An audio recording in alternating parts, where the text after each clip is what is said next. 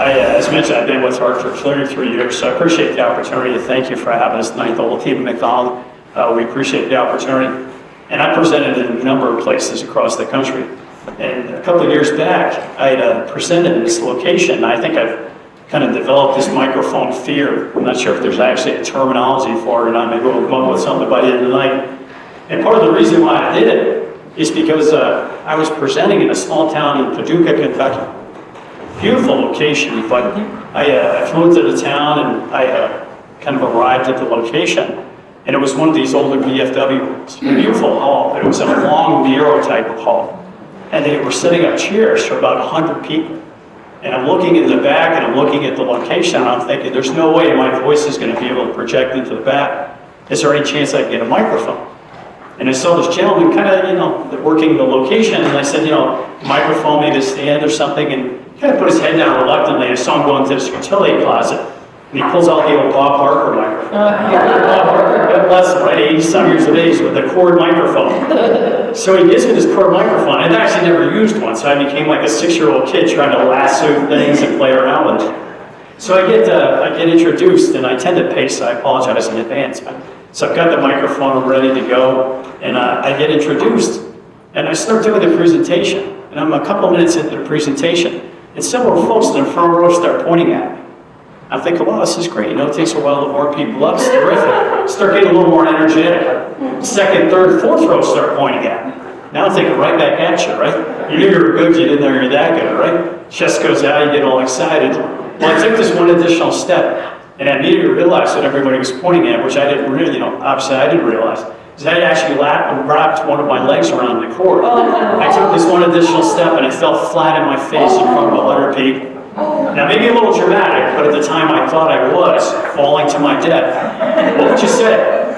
Same thing I said. Problem is the microphone worked the whole way down, too, so unfortunately it was a real So I've got this microphone phobia. I try and keep it as clean as I possibly can, but do appreciate the opportunity. Thank you for spending some time tonight, hopefully learning a little bit more about Social Security. I know a couple of folks maybe have already taken it, so maybe we'll leverage you folks as some of the experts as well, and then talk a little bit about the one big beautiful bill.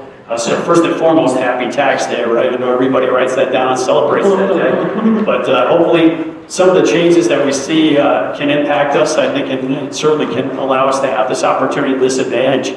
So humbly being introduced as a Social Security expert, I'll be the first one to tell you I'm not. I've done Social Security events with Social Security people. I've hosted events with them on a stage with them.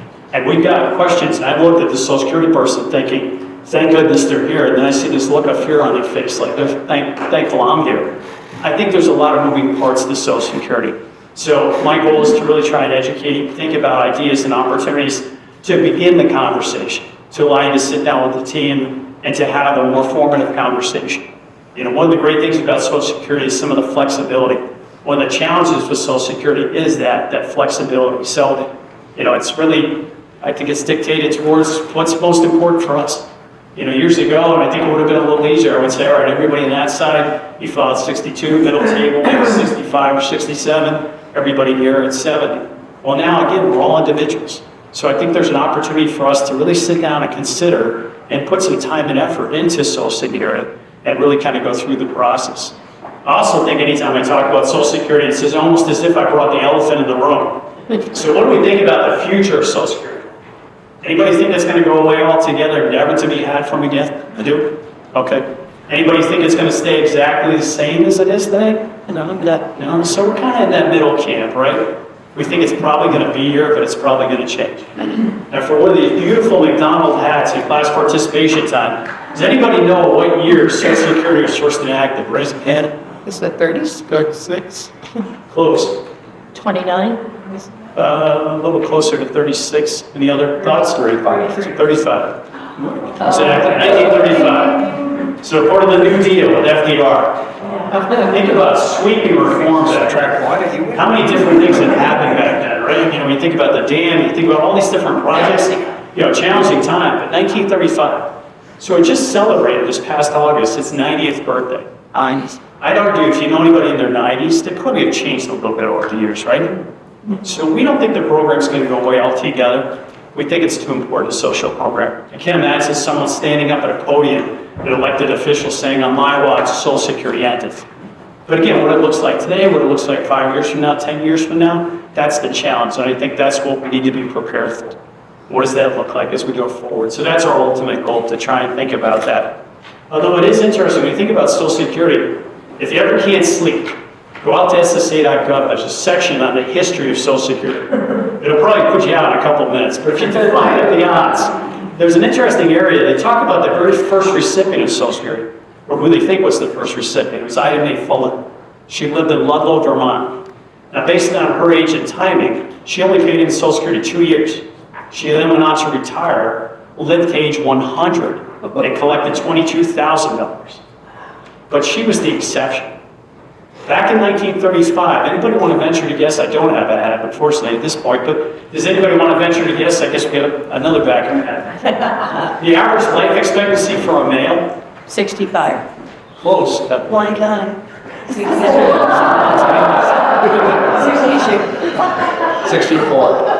A little low. 61. A little low. 61. 59. 59. You said 59. Perfect. All right, 59. We got that right. So the average life expectancy was 59. When do you think you collected your first benefit payment? What age? 60. 65. Everybody do the math? I died, I wait patiently, and I never get my check, right? It was really more of a widow and orphans type of fund. So Ida Mae Fullen was the exception. Now I'd argue she's starting to be the norm. The fastest growing population right now are individuals over age 100. Saw an interesting article the other day. It talked about the boomers. The boomers are now turning 80s. They're changing everything, and had changed everything. They're going to change the face of retirement. So that's one of the challenges with Social Security. It didn't keep up with a longer life expectancy. It just didn't really account for that. Obviously, little by little it did, but it really didn't have that jump forward. So I think that's part of the challenge. When you think about Social Security from day one, it was never designed to be the sole source of income in retirement, but rather a source. And I think somewhere along the way, the lines got a little blurred. So I think the analogy is still worthwhile to think about the three-legged stool of retirement. You may have had conversations in the past about this. Thinking about your sources of income in retirement. Where's my money going to come from? And Social Security certainly is one of those legs, maybe a little wobbly. Hopefully it's going to still be here. I don't have a crystal ball, obviously, no guarantees, but we think it's probably going to be here, maybe modified a little bit. Anybody here the recipient of a pension? If you are, terrific. That's rare air. I usually tend to tell the pension people in the crowd, because no matter what I talk about, they're smiling the whole time. Because they're lucky enough to get a pension. I get a small one from Hartford once I retire, not nearly as large as I'd like it to be, but it really is a foreign term. Sometimes I've had people after meetings come up and say, what was that P word? What was the pension? I hadn't heard of that. Because again, it's starting to transition to more 401ks or other types of retirement plans. And then last but not least is your savings and investment. So it's important to be knowledgeable and think about these different sources, but the one leg you fully control is that savings and investment. Meaning, am I doing everything I can? IRAs, Roth IRAs, putting money in after-tax accounts, being well diversified. I think that's the challenge, and the goal for all of us is to try and shore up that leg as much as we can. If there are some challenges down the road in Social Security, we're prepared for those. So that's the one you want to focus on. You certainly want to be knowledgeable when it comes to Social Security, but that's the one that really kind of keeps me up at night because I want to make sure I'm doing everything I can. So you want to talk tonight, by the way, questions, I want to make this more interactive, so any thoughts or questions you folks have? I want to talk a little bit about timing. So gentlemen feel that's kind of the first question. When should I take my Social Security benefit? Again, I kind of said, we could carve up the room, but that's not the case. There's really no right or wrong. It just depends on us as individuals. Just because a friend, a relative, and a neighbor chose that option, might be the right option, might be the right age, it might be the exact wrong thing. So we'll talk a little bit about that. Talk about work. Now, Matt and I are blessed. We work with an organization, MIT, Massachusetts Institute of Technology. The reason we work with them is they have an area called the Age Lab. It's within their engineering school. And it's a physical lab housed at MIT's campus. And what they do is study aging. And they study all aspects of aging. It could be housing, transportation, healthcare. Whatever the discipline, Dr. Joe Coughlin, who runs the lab, and his team are on top of it. They're doing the research, and they're able to share information with us and others as to what we see that kind of vision of retirement looking like. And one of the things he constantly reminds us is stop using your hard word, by the way. He said he's meeting more and more folks that are saying retirement. That's something way down the road. That 65, 67 finish line, maybe it is applicable, but a lot of folks are starting to say, maybe I'm going to continue to work to 70s. Maybe not the same role, maybe a different type of opportunity, maybe not full-time, maybe not even in the Denver area, maybe I'm going to move to one of the coasts or something. So the role of work is important when you think about Social Security from a collection standpoint.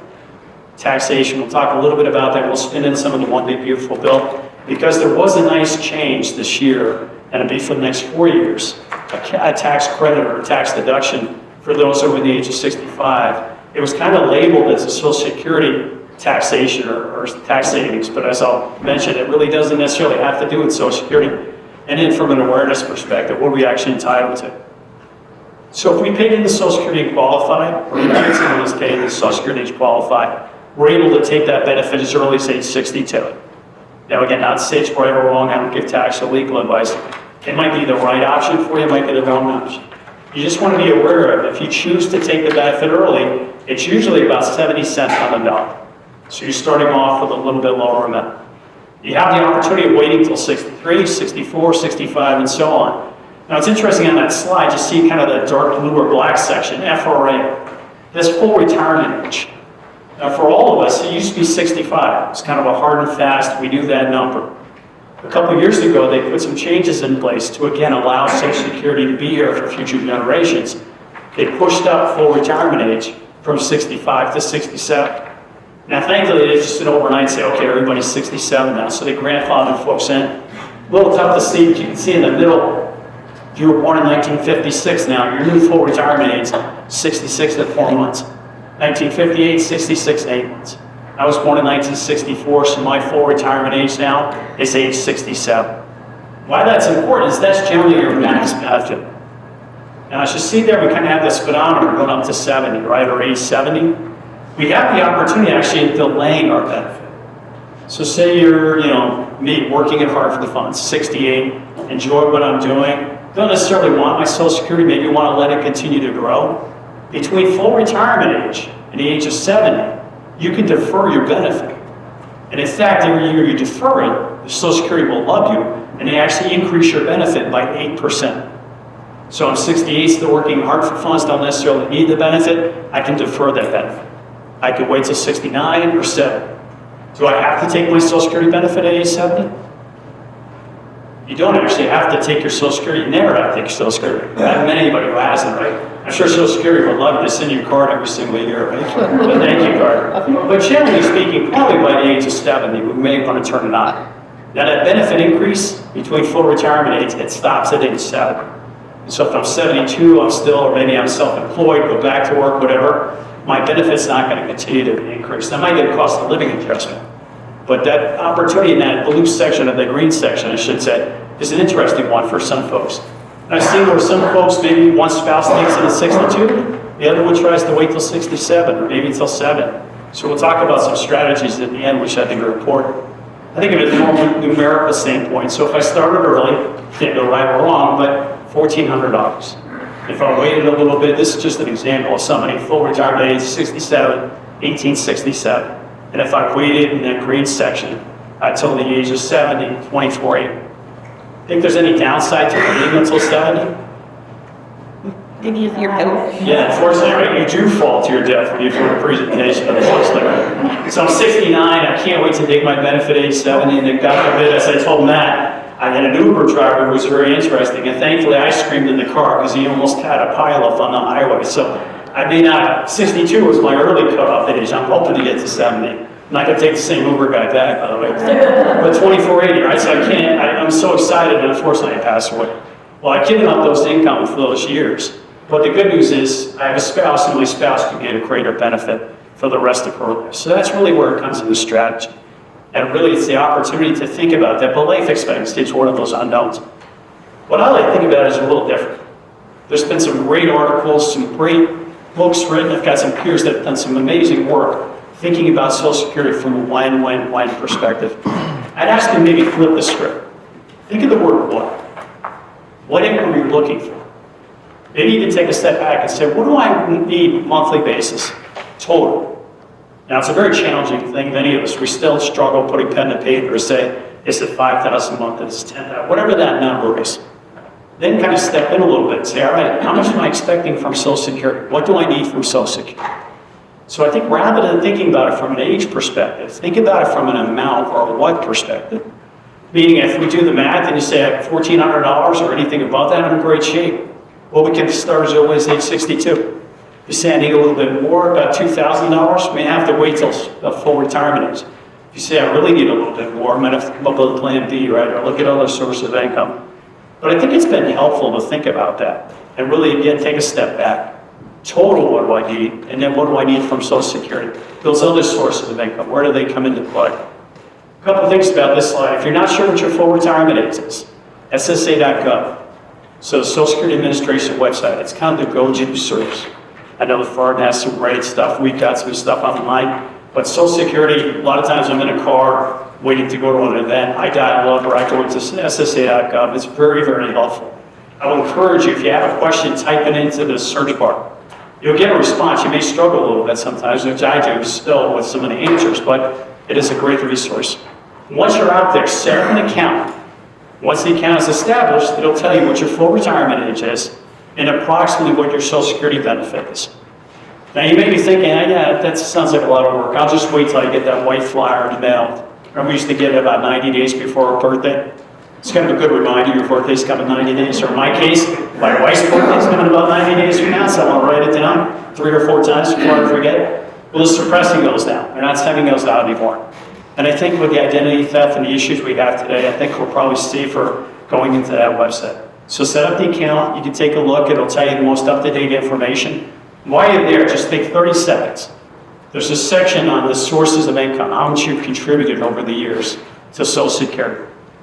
And it'll show you all that information. Now, for many of us, we don't know when we paid into Social Security in our teens and 20s and 30s, but we do know approximately how much we paid in the last few years. Just take an extra second to make sure that information is correct. I think 99.9% of us, that information will be valid, but now's the time to correct. I was working with an individual recently, and she said, I filed about 6 or 7 years ago, and I think this number is incorrect. Gosh, it's going to be an uphill battle, right? I've been taking a check for 6 years now. I think the information's wrong. But if I'm not going to file for another 5 or 6 years, I think I have a little more flexibility, right? So we just want to verify that information. Again, I think the bulk of us, that information is going to be fine. Again, the role of work, I think it's interesting is, again, many of us may want to continue to work. Again, part-time, full-time, different types of roles. Just be aware of the fact that there's an earnings test that comes into play. So I'm 62 years old, working at Harvard, and I'm thinking about Social Security. I'm concerned about Social Security, and I want to file. I can, but this earnings testing is into play. And as you can probably tell, it's a very small number. And that number is $24,800. Now, it's just earned income, so it's not investment or pension income, any other type of income. It's generally W-2 or 1099 income, and it's per individual. Meaning my wife hasn't worked outside the home in about 20 years, so her number would be a little different than my number. So in this case, we really look at individually those numbers. If I'm below $24,480, I can file and I'm in good shape. I'll get my benefit. If I'm $2 above that amount, unfortunately, Social Security withholds $1. Another $2 above it, they withhold $1. So a quick rule of thumb is if you're making $60,000, $70,000, $80,000 a year or more, you're probably going to get a fraction of what you thought you were going to get because of this withholding, because of this earnings test. And the idea behind it, unfortunately, I think, is that they don't want us running to the Social Security office with our hair on fire. Give me my check at 62, right? The one on the bank. It'll exhaust the program, then I'm just quicker. So unfortunately, they have this earnings test in place. That is between the age of 62 and full retirement age, if I continue to work. The year in full retirement age, the number's a little higher, $65,160. But if I make $3 above that, they withdraw down. Another $3 above, they withdraw down, right? Kind of go by math. Now the good news is, after full retirement age, and the way I always personally think of Social Security, there's 2 groups. Before full retirement age, sometimes I don't have as much flexibility. After full retirement age, sometimes there's a little bit more flexibility. So I'm 67 and a half and I retire from Markford Funds. Thank gosh, this is the greatest thing in the world, right? And I start filing for my Social Security benefit. And about 2 months later, I'm still on the couch thinking how great my retirement is, right? And And I look over at my wife, and my wife looks at me and says, I think it would be a great idea if you went back to work, right? Highly encouraged. And I listen to her, right? So I can go back to work. I can earn $1, I can earn $10 million. It doesn't matter. My benefit is not reduced. Now, taxation is a totally separate thing, but from a benefit reduction standpoint, it's something we need to know about. So a quick example here. Somebody's earning $70,000, 62, concerned about the program going away. Just wants to file as quick as possible. The annual limit, $24,480. They're over the limit by about $45,000. So they file expecting to get $2,000 a month. Kind of skipping all the way home. I can't wait to start getting that check. Unfortunately, because they're over the cap, very quickly their benefit's going to go down to $103 a month. That's a real eye-opener, right? That's about, what, $1,900, give or take? Close to that? Less that they're going to get each month. Now, if I'm going to continue to work till 67, that's 5 years of benefit reduction that I'm not going to be able to receive. Now, that $1,900 a month, do you think you're going to get that back? Technically, you do. It's withholding. They call it withholding. I think it was a penalty. But withholding sounds much nicer, right? Unfortunately, they do a good job with some of that stuff. But so that $1,900. So once I either stop working or I get below that cap, I will start to get paid that back. But unfortunately, so again, I filed at 62. I'm getting $103 each month. They owe me about $1,900. Once I get to that position where I'm able to get it back, they don't send me a lump sum check, unfortunately. They'll send me a little bit higher payment each month in my check. So I'll see my check, and sometimes folks will say, gosh, I think I'm gaining the system. I don't want to say anything, right? Social Security made an error or sending me more. They're not that generous, right? I think they've done the math behind the scenes, and they realize that they owe us some payments. So having that opportunity, but again, it's over your life expense. So it's just something to be aware of. And again, I think some of the concern is, what we're starting to see is a lot of folks really are running to the Social Security office. I did the event recently, and this gentleman got up and he said, you know, the reason I'm doing it is because I want to be on the master list. And I kind of paused and I'm thinking, what are you talking about? He said, you know, the master list. And he leans in and he does the air quotes with the master list, and he winked at me. Now, do you ever talk about a topic and you think you know a little bit about it? But with the air quotes and the wink, it's almost like triple dog dare, right? He jumped right to the end. So I started to doubt myself. I'm thinking, is there a master list? Plus, I didn't want to fall to my car, so I didn't want to disappoint him. But he gave Social Security too much credit. By the way, it's the best joke I had, by the way. It goes down. I apologize. So that master list does not exist. I think the challenge, again, is that fear is driving some of this. You know, motion puts money in motion. We've got to kind of take a step back and hopefully think about Social Security appropriately. If it makes sense, we certainly want to do that. I'm not discouraging anybody from filing as early as possible. Just be aware of this. This may come into play. Again, everybody's favorite from a taxation standpoint. I apologize if you've been waiting. We finally got to the slide, right? We can talk about taxes. I think some good news, I think, when we think about Social Security, you know, unfortunately, we do have to pay or potentially could pay taxes on our Social Security benefit. It's a little different than the withholding. So the withholding, I talked about just our name. It would just be my income or my wife Kim's income. Now, I'm married filing jointly, so my modified adjusted gross income, this is where it takes into account everything. And I'm sure we've all filed. If you haven't filed, we'll excuse you right now because you need to get your taxes in tonight, right? So you have that opportunity. But as you know, that's probably a little bit higher number because it includes rental income, pension income, investment income. We add back in, unfortunately, after Social Security benefit. So if you're collecting $2,000 a month, $24,000 a year, after that is added back in $12,000. That equals your combined or provisional income. And this is just from a federal level standpoint, by the way. Each state's a little different. It's government of state, so I can't keep them all in my head. But if those numbers are less than $25,000 or $32,000 married filing jointly, in essence, you've retired and all you're collecting is your Social Security check, then you're probably not going to pay taxes on it. But if you start drawing down your IRA, if you go to rental property, some of that money kicks in, you're probably going to be in the middle category. $25,000 and $34,000, $32,000 and $44,000. You're going to pay taxes up to 50%. Now, it doesn't mean you go into a 50% category. There is no 50% category, thankfully. It just means half your Social Security may be subject to taxation at the current rate. Now, if we don't file for another 4 or 5 years, we don't know what the rate's going to be, but we don't know approximately what it's been historically, probably high teens to low 20s, so we can do the math. So unfortunately, we might be in that third category, $34,000, $44,000, up to 85% of that. So the bulk of my Social Security may be subject to taxation, again, at the current rate. Now here's the good news. With the one big beautiful bill, I'll talk a little bit at the end, some of the other changes, but one of these I think was one of the most interesting ones, was this opportunity to offer a tax deduction that has absolutely nothing to do with Social Security. Now you think about the election cycle, right? And President Trump, or President-elect Trump, was on the path, and he was talking about no tax on tips and Social Security tax deduction for Social Security. But when it was actually written, you don't have to file for your Social Security to actually get this tax deduction. It's more age-based. I went and Googled it because I hadn't heard of a tax rate or a tax implication just solely based on age. Now you can make the argument with certain programs and Medicare and all these other things where there are qualifiers from an age range. But this automatically applies to individuals over the age of 65. And again, the key is you don't have to file to get this tax deduction. So 2025, so some folks have been able to take advantage of it recently, till 2028, unless something changes down the road. It's individually based. So my wife is 2 years younger than I, so once I turn 65, I may be able to get the tax deduction, but she wouldn't be able to get it. So to get the full tax deduction, which is $6,000 apiece or $12,000, we'd have to both be over age 65. But again, we don't necessarily have to file for Social Security. Now, the bulk of the people that they're seeing this apply to are people that file for Social Security, but I do think that's one of the more important factors.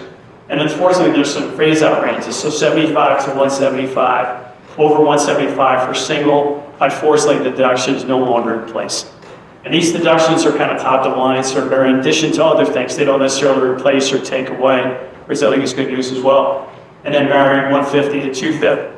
So if you're 65 or plus, I'm sure you probably already talked to your tax professional. Just make sure, if there's an opportunity, or maybe you file an extension, but make sure you're taking advantage of that. If you're in those income ranges, you have that flexibility. One of the reasons I get excited about it is the greatest thing in the world. Certainly not. I think it's very helpful, and I think it's a great program. But what I was excited about is it was a change. It was something that happened to Social Security. So what that tells me is someone's talking at the government level about Social Security. For years we talked about Social Security, we heard about Social Security, and the terminology of kicking a can down the street. No pun intended, but I think we're at the cul-de-sac at this point, right? Something has to change. So I think this is a good first step. Again, is it the greatest thing in the world? No, but it's a good first step. And I think it tells us that we're starting to see, and hopefully we'll see more changes when it comes to the Social Security status. Sorry, beg your pardon? So some folks may be saying, is there other things in addition to maybe looking at that tax deduction? So some folks are looking at the Roth IRA. Now, I'm a fan of the Roth, but I don't think it's right for everybody.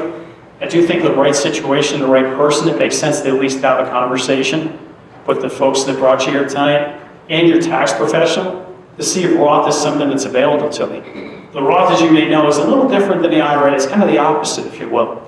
So an IRA, I put money in, it grows tax deferred. I may be able to deduct it, I may not, but I can let it grow tax deferred. And then I get to a certain age, I either start spending it down, or I'm forced the requirement of distributions to start taking some of that money down. But I'm looking at that tax deferred growth. The Roth is a little different. The Roth says, I'm concerned about taxes going forward. I want to pay my tax liability today. And I want to let that grow. And as long as it grows long enough and I'm old enough, potentially it grows tax-free. So it could be for me, it could be for my kids, for my grandkids. So having that opportunity to look at Roth. So some folks, if you qualify, can contribute to a Roth IRA, or your Roth leaving your 401k. Other folks are converting some of their IRA to Roth IRA. Now the conversion is an interesting step because it is taxable. So again, I'm not advocating we all leave here and convert every dollar of our IRA, but maybe a little bit at a time. So some folks are starting to have that conversation. The reason I bring that up is because when you think about your sources of income, they think about that math I just showed, that modified adjusted gross income number. Roth IRA distributions, as long as you're over 59 and a half, you've held it for 5 years, it doesn't have to be added into that now. So it's an option that some folks go working with. Again, I encourage you to kind of talk about that. So hopefully some good background information. Usually what I get is folks are saying, all right, what am I actually entitled to when it comes to the Social Security? Kind of the rubber meets the road. So from an awareness perspective, Again, if we paid into Social Security, married someone who's paid into Social Security, we'd have the opportunity of taking the benefits in a following manner. Either my own benefit, a spousal benefit, or a survivor benefit. Anybody think you get all three? Be great if you did, right? You get one of the three. You get whichever is greatest. Either your own benefit, a spousal benefit, or a death benefit, or survivor benefit. If unfortunately you have a spouse that passes. So you get one of the three. You get whichever is greatest. So we had that opportunity. So we're going to take a look at an example of a spousal benefit. We're going to look at John and Angel. And just for a second, we're going to forget about John. John's 67, Angel's 67, but John continues to work. Angel is recently retired. She contacted the Social Security Administration. Said, I want to know what my benefit amount is. They do some quick math. They say, okay, you're entitled to $1,500 a month. She says, terrific. So she starts taking her $1,500 a month. Let's assume maybe 6 months later, John says, you know what, this retirement idea is probably not such a bad thing, right? I want to retire as well.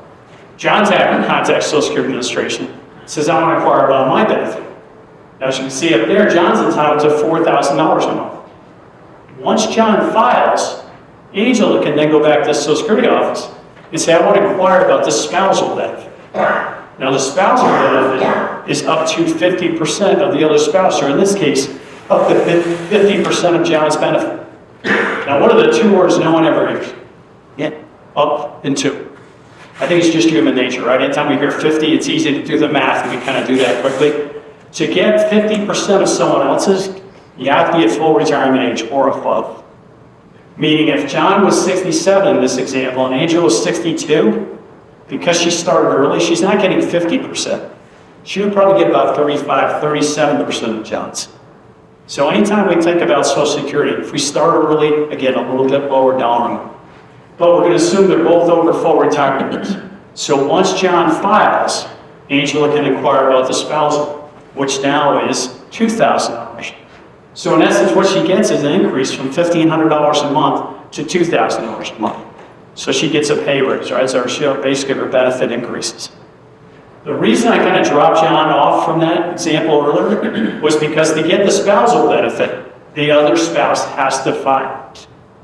Since John didn't file, when she inquired about the benefits, they only had one option for her. Because John hasn't filed. This is if John doesn't exist. So you're not going to get 50% of zero. So that number wasn't on the table. Once John files, you have the opportunity. Part of the reason I stress this, and some folks may have heard of this in the past, but there was a term and an idea called file and suspend. It was a terrific idea. A lot of folks gravitated towards it. We started to see a lot of press articles.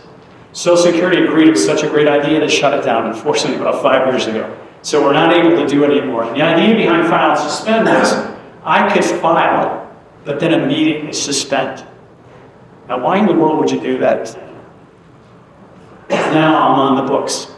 My wife comes in behind me and says, I understand my file, but he doesn't want his check. But I would like my check, right? She can now get the spousal benefit because technically I was on the books. By not taking my benefit, you think my benefit stays stagnant? Or does it grow with this but it grows. So again, it was a great idea. Unfortunately, Social Security shut it down. So you need to be aware of the fact. The reason I bring that up is because if anybody here has ever gone out to Google, Google is terrific, right? The only problem is there's no one sweeping Google easier said than done. There's no one looking at Google saying, this is expiring. So you'll find articles about file and suspend.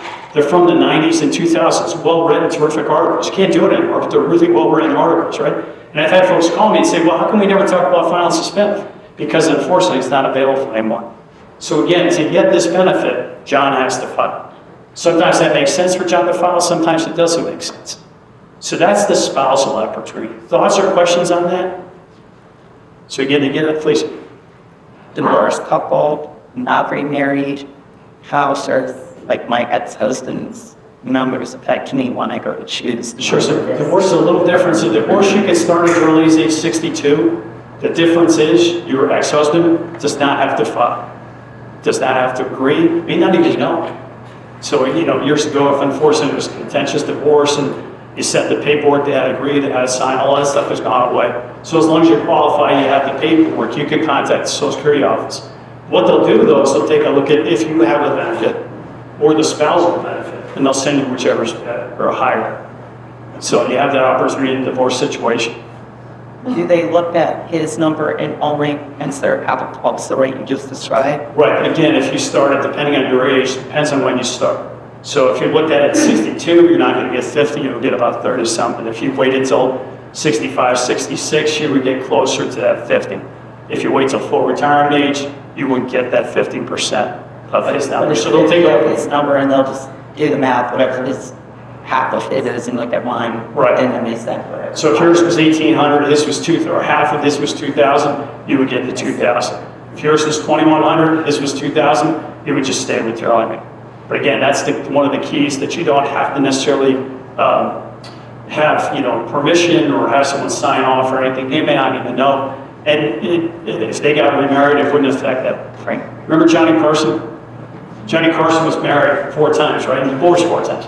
Remember the old line, he married the same person with the same name because it was too cheap to buy new pillowcases. So they had the same initials, right? So before Johnny died, Johnny had 4 ex-wives collecting Social Security benefits. So it doesn't necessarily affect the other if they did get remarried. So great question. Please, down in the back. Me? Yes, I'm sorry. So I'm a little confused, the spousal benefit, does that reduce the other person's Social Security? No, it wouldn't reduce it. So John's entitled to $4,000 based on his work earnings. He'll get his $4,000. And he'll get a credit potentially up to 50% of his. Wow. So again, as long as his is higher, 50% of his is higher, then you'll get that. Again, if yours, it's a little bit lower. So again, my wife hasn't worked outside in only 20 years. So her benefits, then, got to be $800-900, where half of mine would be substantially higher, regardless of age. So she'll always potentially get a little bit higher than what she would have gotten. But again, the opposite is true too. So they always take a look at your benefit amount, a spousal benefit amount, if it's applicable, if in this case John files or your spouse files, or unfortunately a survivor benefit if someone passed. And does that, let's say the wife starts taking benefit at 62. Let's say the husband waited till 68 to file. Right. And she at that time go in and generally see? You can contact them, it's a great question, but they're always going to go back and say, you started at 62. I see. So you filed, there's a terminology, it's called deemed file. And you're going to say, well, I tried to switch it around, I didn't read that, I wanted to do this or whatever. Unfortunately, they're going to win. So they always look at your start date. And that carries through with you, except for a death. The death is the only situation where it doesn't carry through, but that carries through. So you would always have that earlier starting time and have that opportunity at that early starting time. So what's percentages? Less percentage, right? Do they automatically look at that, or do you have to ask them to look at it? No, you have to contact them. So unfortunately, I've heard sometimes where folks have said, I've gotten a check and it's been a little bit harder, so I think they picked up on it, but I think they want us to, I just got the question not that long ago, and I kind of scratched my head on that one because I always thought it was kind of automatic to some extent, but they do want us to contact them. And I know sometimes it's tough with cutbacks and it's a little more challenging, but it's worth it to make sure if we're getting that extra money. Well, I'm glad you asked about the banks to let them know how you do that. Sure, and again, as long as it's higher. By the way, can I start Social Security and change my mind? You can stop it. Good. Wouldn't that be suspended? So you can suspend it technically. Is there any time frame? Probably. Probably. Good answer for that, unfortunately. So years ago, I feel like a history major. I'm sorry, I keep saying years ago, right? Many years ago, the dark ages. So folks, many years ago, what they would do is file at 62. Take the benefit amount, $500 a month. Sit back, invest it. Wait till 67. Take a look at that number. Contact Social Security. Say, I'll come to find out, I don't need that Social Security benefit. I want to pay it back. I want to stop it. So one of the qualifiers is to stop, you have to pay yourself back. So from 62 to whenever, 67, say, you would have to pay yourself back all those years and those payments, plus any interest. But the reason folks did this is because they were trying to stay in the market and use that extra money. So if I owed $10,000, but my account value was 11, it was $1,000. Well, you can do it now, but you have to change your mind within the first 12 months. So 13, 14, 15 months later, Come to find out I didn't necessarily need it, or I retired and then went back to work, or I changed my, you have it within the first 12 months. I would caution, it's already April 15th, right? Time goes by very quickly. So if you're gonna do it, I think you probably wanna make sure that you continue to do that, but know that you kind of had this get out of jail free card. But again, one of the key things is you have to pay yourself back, even if it's less than a year, plus any interest. Some of that money may have disappeared and maybe a struggle, or some folks say, you know, once I start, I want to continue to start. So thank you for those questions. So when it comes to survivor benefits, a little different. Survivor jumps up to 100%. So if I lost the spouse, in this case, we have the opportunity. By the way, I've hammered my AI people and my call people. Does anybody think John looks older there? Or there? It doesn't even look like John, does it? Now I know, again, I'm getting a little older too, right? My vision's starting to fail, but I hammered our marketing people like 5 times. I'm like, it's not even the same John. I'm surprised they have the same name. Look at Angela, she looks delightful, she looks great. John, the AI screwed him up. I think he looks terrible, unfortunately, poor guy. You know I'm gonna meet him at seminar one of these days, right? I sold the photo to us, I was gonna hammer him. So a little bit different when it comes to a survivor benefit. You have the opportunity of getting up to 100%. So in this case, we're going to assume it's 5 years later with some cost of living adjustments. Angel's benefit now is $25.36, that's spousal. And John's benefit grew from $4,000 to $5,072. John passes away, they contact Social Security Administration office, file the paperwork. Now she gets up to $5,000. So she goes from that $25.36 to $5,000. You know, where I think this becomes a real challenge, obviously death is a challenge, but where it becomes a real challenge is, you know, what if you're getting the same amount? Now, don't ask me how I came upon this, but I live in a small town in one community, kind of downsized. We've got a woman who lives across the street, 87 years of age, nicest woman in the world, delightful, great conversation. Well, we take our garbage out right across from each other. One night, unfortunately, she took her garbage out at the same time I did. And about 3 days later, we got into a Social Security conversation. Most people, it's wind down Wednesday, or, you know, you want to have some fun in the street. No, my idea of fun is I talked to her about Social Security. I don't know how we got into this conversation. Well, she told me that, you know, and I knew anyways, but she lost her husband a couple of years prior. They were small business owners. They paid each other the same amount of money. So they were getting the same Social Security benefit. So I was inquiring, saying, how are you doing? She said, you know, it's a real challenge. Because technically, when I lost my spouse, what happened? She got pink eye. Because as a family, in this case, 75-36 or 75 plus, right? In her case, it was $4,000. They were downsized to a townhouse. They went down to one car. They were trying to cut back wherever they could. She lost her husband, but she also lost $2,000 a month. Now, I live in Charlotte, North Carolina. I don't know if it's the same here, but if you lose a spouse, your property tax is cut in half. It's not, actually. It would be great, but they're not having that opportunity, unfortunately. You're still paying the same amount of property tax. You're still paying for the car, and gas, and eggs, and all those types of things. So that becomes a challenge, thinking about ways to replace some of that income. So, unfortunately, when we lose a spouse, again, the opportunity to get that higher check, but unfortunately, that lower amount may affect us as we go forward. So a couple of things to think about. We'll talk a little bit about the One Big Beautiful Bill in a little more detail, but the role of work. Again, am I going to retire in the next 6 months, or am I going to continue to work? Because I think that's something we want to have a conversation about. Do I need this income as extra income, or is it income I really need to rely on? Will I pay taxes on this income? Unfortunately, I think, again, good step forward. And then how long will I live? Don't underestimate our life expectancy. You know, it's not our parents and grandparents' life expectancy anymore. As I mentioned, the fastest growing group right now is over 100. If you can't tell by now, I'm a little sarcastic, and I saw this program recently, and I called my wife Evita. Anybody watch the Today Show on ABC? Al Roker does the weather, right? He also celebrates milestones, right? He does the Smucker's commercial. He celebrates milestones.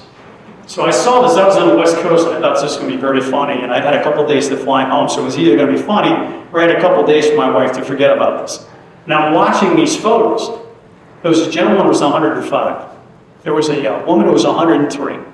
There were twins, don't quote me. I think they were either 100 or they were 99. Then there was a husband and wife celebrating 75 years of wedded bliss. I zeroed in on that photo, and I locked in on that one. I couldn't get away from that photo. And I called my wife, and I said, I found the secret of a long and happy marriage. She said, what is that? I said, 75 years of wedded bliss. I finally cracked the code. She said, you're killing me. What is it? I said, if you look at the photo, they're both looking in opposite directions. Mrs. Lynch did not think that was very funny. It was a long mantra call. So it's basically the one There's a big... couple that's, because I haven't had his birthday. Oh, are they really? No kidding. Wow, hopefully they're looking at each other. Please. So what if nobody has filed yet, but he dies, then, and I'm still not at that age, do I get his benefit as if he was dying? So great question. So with that, you have a little bit of flexibility. So you could contact Social Security and say, I want to take mine now, and I want to take the death benefit. If it's higher, I want to take that at a later point in time. So that's the only time you have any flexibility. As I said, that deed filed, you can make that same argument with the spousal, and they're going to say, no, you filed it. Technically, you filed it. But with death, it's a little different. So some folks are starting a little earlier, saying, let me take mine and let his grow potentially, and then I had it. Or if it's a little bit higher, they'll just take that out on the road. So that's the only time there is an exception. Okay. But great, like. So a couple of things that I know you have some pieces and I'm looking good for Bill. I certainly won't go through all 9 points. We talked a little bit about Social Security. A couple I think are very interesting that hopefully you find interesting as well. Maybe opportunities to have a little bit more conversation. One is we see tax rates continuing to kind of be clarified for the next 4 or 5 years. Where 37 is 37.5 is the max rate. So I think that opportunity, when we think about the Tax Cut and Jobs Act, solidifying and clarifying some of that, I think puts our minds at ease a little bit. Some folks, again, are starting to look at Roth, because now I know what my tax rates are. Is there an opportunity for me to maybe convert a little bit at a time, knowing, and sometimes the challenge with the Roth is I don't know what the tax rates are going to be next year or the year after. So some folks are taking advantage of some of these changes and saying, because I know what the tax rates are now, is the Roth an opportunity for me to sit down and say, does it make sense for me to look at converting a little bit? Again, it may make perfect sense, it may not make any sense at all, but I think it's worth having a conversation. So I think that's one of the more impactful, having that clarity from a tax perspective. Secondly is, when you think about this tax deduction, I think it's very interesting. What can we use with this tax deduction? Maybe there's opportunities for us to fund other things. So if we have a bigger return this year, maybe using some of that money to fund the 529 for the grandkids, life insurance for the kids or whatever. So having that opportunity, I think that really is a clarifying one. Estate taxes going up, I think from 14 million to 15 million. Unfortunately, it does not affect me. I hope it affects you, but it does not necessarily affect me. But it was a reminder. I will encourage you to go back and look at all your accounts. Make sure your accounts have a beneficiary listed, and then more importantly, it's the right beneficial one.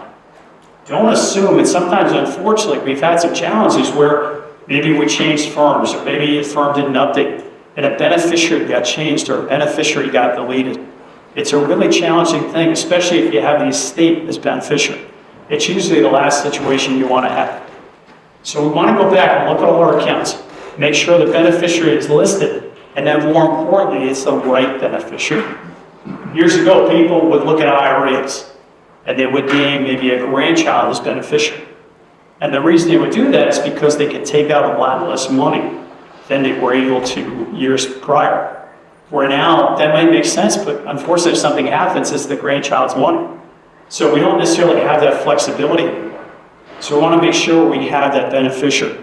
Prior to this, I still remember an event I was doing, and I talked to an individual group, and I said, make sure you have a beneficiary listed, and it's the right beneficiary. And I saw this young girl in the front of the crowd, and I could see kind of this look in her eyes. And usually I get that reaction anyways when I speak, right? But she looked a little different than normal, and I'm thinking, she's going to be okay.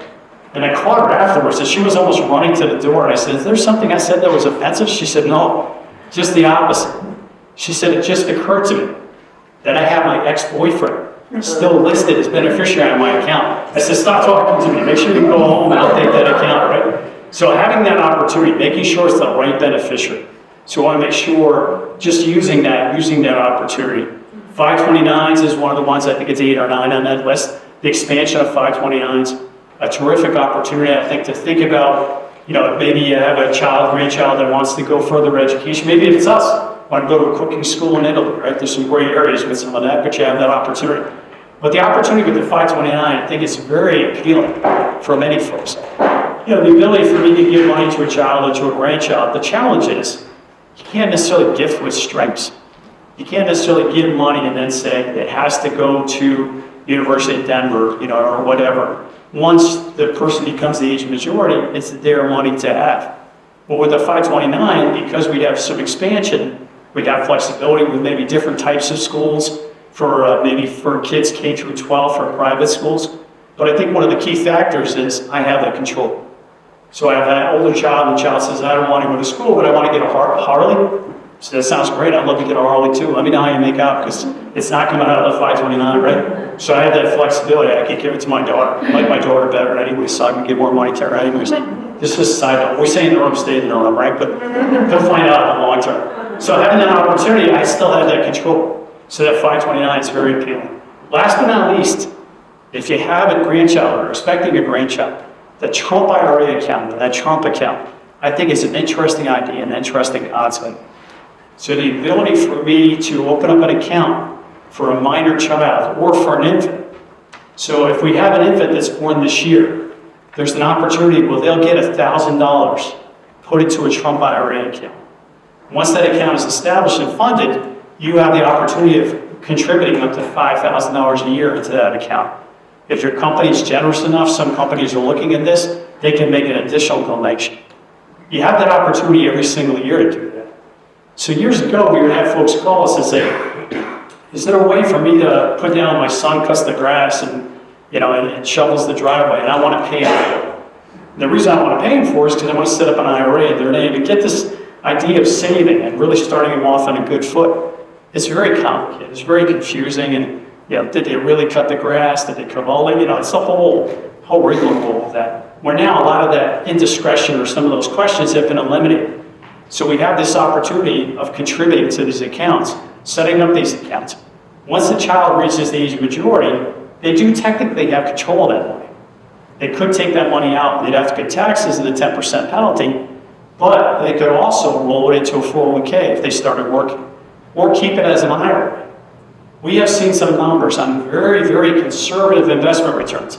It is mind-boggling for an infant today to start an account, or someone start the account for the infant, contribute for a certain number of years, maybe up until age 18, then stop. Don't ever put another dime. It is mind-boggling how much money that child will have at 59 and a half.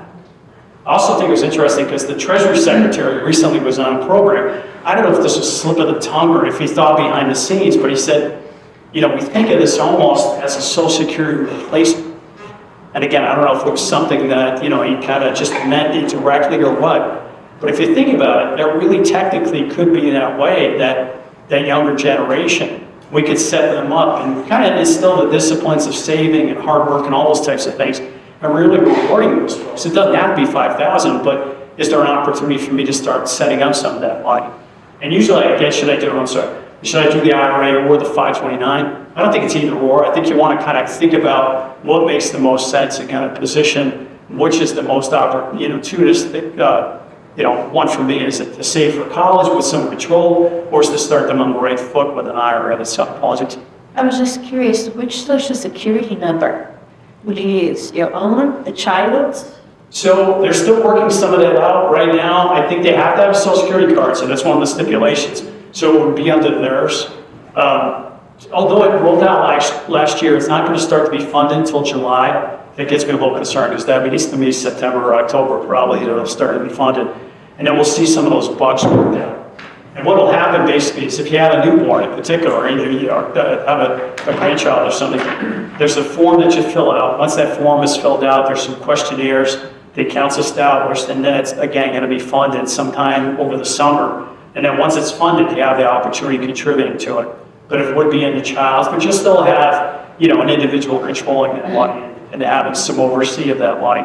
But again, one of the key things is, unlike the 529, it does give them that control of that money. So again, rather than go through all the steps of the One Big Beautiful Bill, which is sweeping reform, I think those are probably 3 of the 4 that I tend to focus on and talk to folks about, because I think, there's 3 of the 5. If you're buying a new car, I think it's absolutely amazing the opportunity to write off the interest in the new car, potentially, as long as it was assembled in the U.S. That's an interesting one, because that's a loose definition. And it depends on the car. It's not necessarily the manufacturer. So in North Carolina, where I live, Spartanburg, or South Carolina, it's not very far, and we have a BMW plant. So as soon as I heard this, I said, well, this is terrific, right? BMW is made in the US. Regardless of BMW, I can buy a new one right off the interest. Well, it depends on if it's assembled.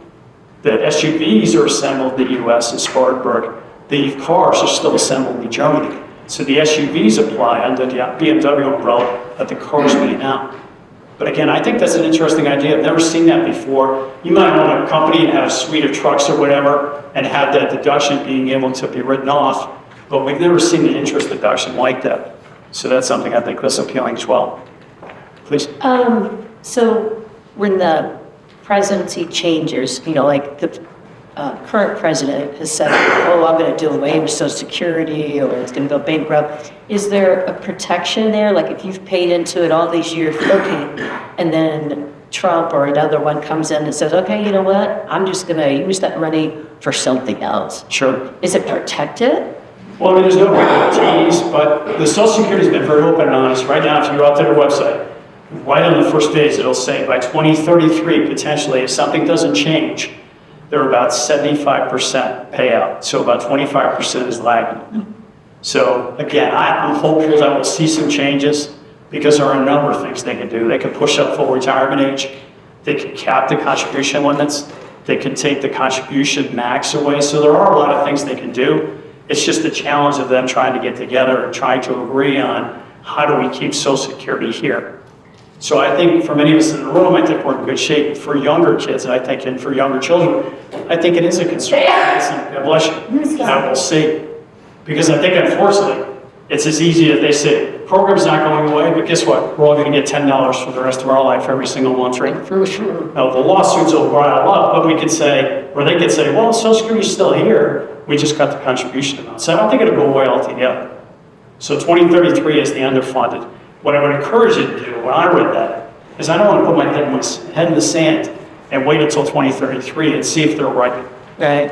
So what I want to do is try and increase my 401k by about 1% right now. I want to try and save a little bit of money. Right? I'm going to just wait in line behind 5 SUVs for Starbucks. I'm a Dunkin' Donuts guy, by the way. I never wait in line at Starbucks. Dunkin' Donuts is 10 times better. It is cheaper than Starbucks. So if you have Dunkin' Donuts, I applaud you. But if you have to sit behind those SUVs, I think we can better serve that than put it in our retirement plan or put it in our after-tax type of thing. So I want to try and prepare for there may be a pullback in 2033. So I'm going to start seeing a little bit more money now. So if I'm right, I'm in better shape.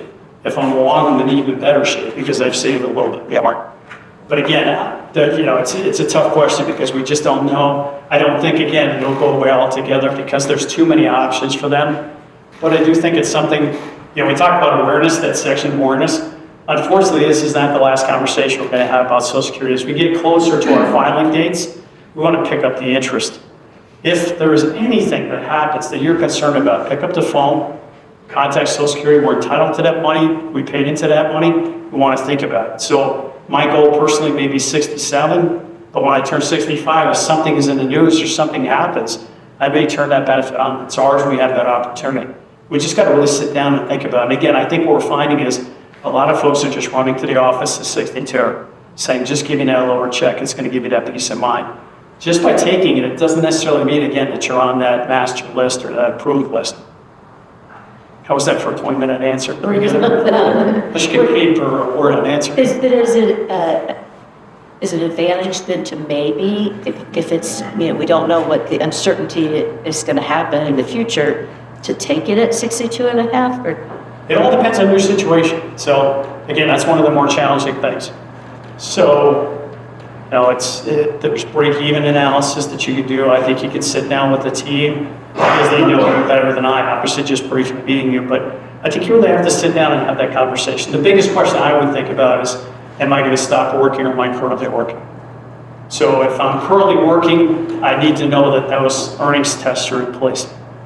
A lot of folks are splitting the difference, where a lot of folks are saying, I'm going to take the lower ones. My wife and I, again, the difference in our benefits.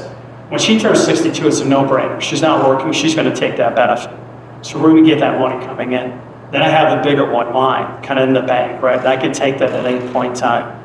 So some folks may say, 62 is kind of the year and I want to do it. Some folks are saying, I'm going to wait a little bit and see how it makes, And by the way, it's not 62 or 63 or 60. Social Security is a monthly type of thing, so 62 in 3 months, retire, I can take, or I can wait till 64 in 6 months. So I have that flexibility. But that's why I would encourage you all individually to sit down, bring your tax person in and call too, because we don't want to push you into a higher tax bracket. By doing that, then that number gets even more painful. But again, having that deduction, I think, is a nice thing as well. Great. Well, again, on behalf of Matt, I can't thank you enough. Thank the team for having us tonight, AJ. We really appreciate it. Thank you for having us tonight, and we certainly hope you enjoy the rest of the evening. And again, thank you for, I think I said that like 3 times. Looking? I apologize. Thank you for having us. We appreciate it.